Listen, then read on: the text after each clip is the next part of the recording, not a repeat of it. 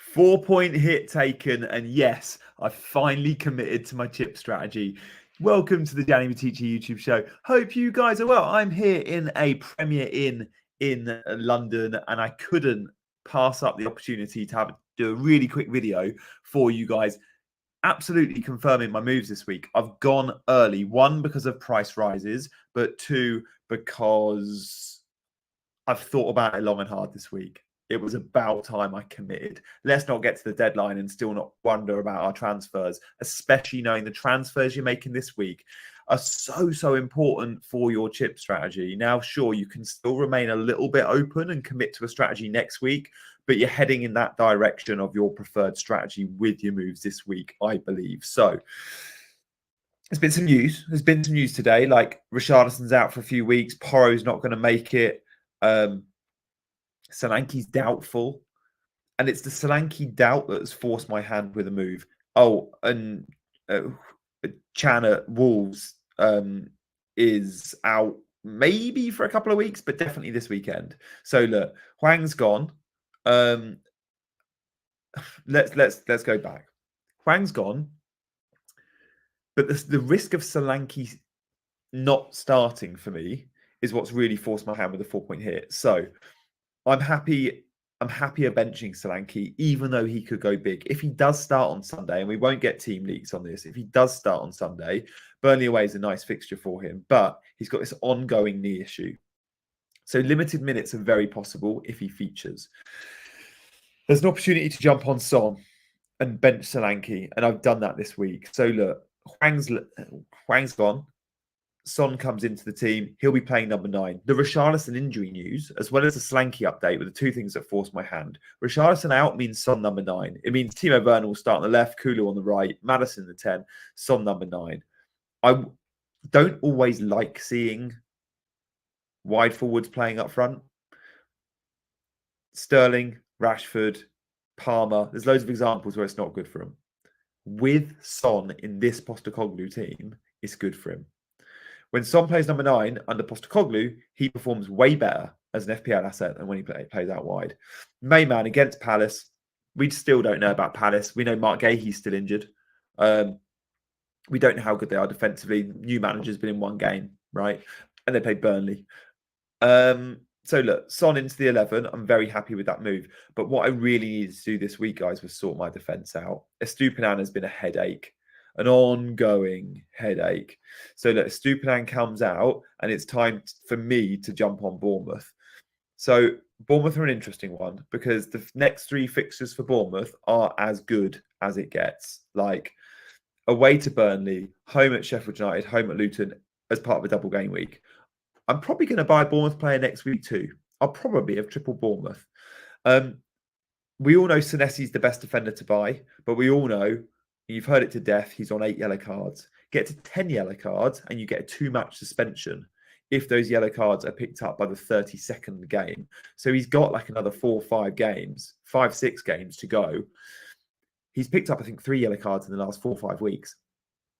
It's risky. So I could buy him next week if he goes another game without a yellow. But this time round, I've gone Zabani, who, by the way, has no goal threat, but he does play 90. He's played 90 every single game this season. Senesi's missed a few. He's come off early a few as well. So Senesi's had a few injuries and knocks. Also, whilst Zabani doesn't have any goal threat, what swung it for me in terms of my risk appetite, do I go for the guy that's got a couple of goals and a couple of assists this season in Senesi, was actually Zabani performs better in the BPS, which is a nice little bonus. So the underlying BPS data is stronger and he's 0.1 cheaper. So he's coming for a Estupiñán. I'm going to start Dubravka over Areola.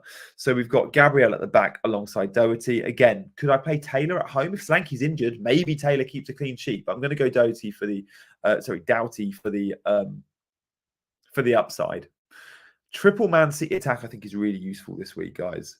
Do keep your Man City players. Man United are on the ropes. They are one of the worst teams defensively in the league at the moment. When you take out newly promoted teams like Burnley, Sheffield United, Luton, Man United are right in the mix for worst defence. Cole Palmer, loads have sold him. Great to have him in my 11. Saka, of course, new addition Son, and then Ollie Watkins, who is a legit captaincy option this week. I also like Leon Bailey. The way him and Watkins combined last time out was so good. And actually, I expect Villa they could score big. They could score big. Begs the question, should I be starting Taylor? Is a bit of a benching headache. I'm going to go with the upside, I think. Other players I like that I've not reached this week. I like Neto at Bournemouth too. Like I've said, I'll have a third Bournemouth player. Next week, could my transfer be a goalkeeper transfer? Could it be Bell out for Senesi? I think Bournemouth defence could be the way to go. But let's see how they look defensively against Burnley. And then if they look really good against Burnley defensively, well, let's back them at home to Luton, Sheffield United in the double. They might be a more reliable source of points than the midfield picks at Bournemouth. I'm a little bit unsure about the midfield picks at Bournemouth because there's a lot of rotation there. Shall we talk a little bit about captaincy? Guys, do hit that like button and subscribe to the video. This is a little bit different. I'm in a Premier Inn. It's rubbish audio and rubbish camera. So apologies for the bad setup, but I had to show you guys my team before the weekend's out, right? I've been away this week. God, you would have seen that if you'd watched my social media. My Instagram has been lit. Captaincy, let's just discuss it. I made this graphic before Haaland went and scored. Was it 4 goals or 5 against the Luton? 5, wasn't it? This was the last 4 Premier League matches. Saka's data is better. Arguably, Saka's fixture is better. However, Haaland's just gone and scored 5 goals in the week.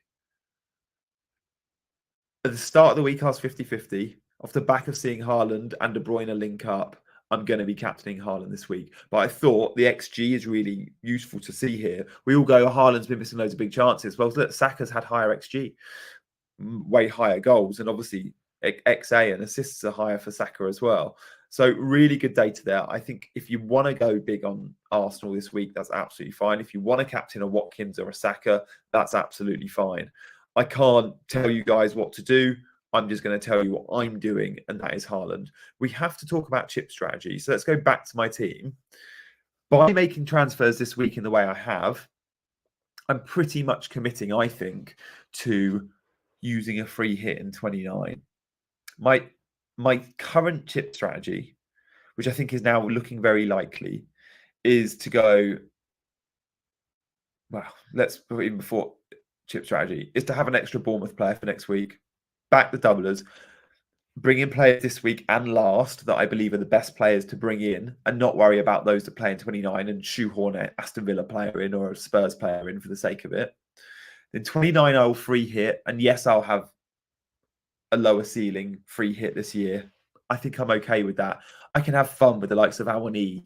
I can make sure I've got Tony. I can have Leon Bailey, players that many want. Bowen on free transfers. Perhaps the main bases will be covered by those not free hitting, but they won't be able to stretch to a Bailey or a Bowen. I will, so it gives me a slight advantage. But then when everyone else cards in, if they're navigating 29 without a free hit and a dead ending, they'll wildcard in 30, 31. I will go through these weeks, 30, 31, 32, 33.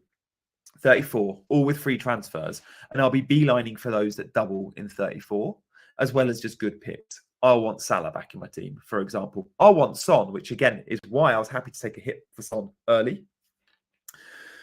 And then in game week 35, I'd have dead ended into that double in 34. And look, the teams that double in 34 might be the likes of Man United, Newcastle, Sheffield United, Crystal Palace, not the best teams. So I'll wildcard in 35 and I'll go, I have got 4 game weeks left of the season, and that's 5 fixtures for a lot of teams because loads are going to double in 37. I'm going to pick players with the best ends of the season, not just fixtures, but something to play for. We say it every year. We don't want the beach teams. We want the teams that are fighting Europe, that maybe battling relegation. Maybe there's 1 or 2 that are showing some form, going for the title, of which there'll be a proper race this year, where you know Liverpool, Arsenal, Man City, they're not going to be rotating much because they've got a league to win. By playing the wild card in 35 or even 36 and bench boosting in 37, I like that combination. And I've always said it. The big pro to this strategy isn't free hit. It's wild card, so close to bench boost. get a team of amazing players with 5 weeks to go. You know you'll be able to get 15 players out twice. That's 30 appearances. But also you'll be able to make sure you're buying players that are fit, that aren't injured, that are flavour of the month, that are in good form, that have got fixtures and something to play for. If you wildcard now or you wildcard in 31 and you bench boost 37, there's a lot of things that can go wrong in that time. Fairly happy about it. Fairly happy. Let me know in the comments what you're thinking of doing. I won't be deadline streaming tomorrow morning. I'm recording this on Friday night because I'm on Sky Sports News. But hopefully you'll be able to watch this before the deadline. I will see you next week for loads of stuff. I'm going to put together a wildcard draft next week because I'm going to consider that as an option. I don't think I'll be there. But yeah, thank you guys for watching. Do hit the like button and subscribe on your way out. Do remember to check out Fantasy Football Scout as well. Thank you guys for watching. May your arrows be green. And come on, Sonny. Come do some damage this week, seeing as we've got giving you a lot of love. And likewise, Bournemouth defence, show us you're good, because they are good. And if they get a clean sheet this time out, I think we'll be going big on them again in the double.